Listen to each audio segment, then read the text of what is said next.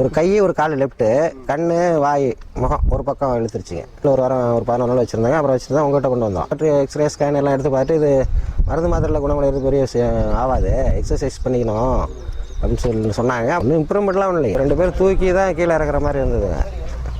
தூக்கி காரில் தூக்கி உட்கார வைக்கணும், காரை விட்டு கீழே தூக்கி இறக்கி வைக்கிற மாதிரி இருந்ததுங்க.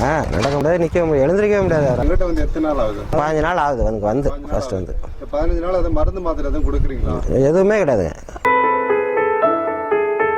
சரியாக 15 நாள் கழிஞ்சிருக்கு. நோயில் இருந்த ஒரு மாதிரி தெரியல. எல்லாம் இறைவனின் பெரிய கிருபை.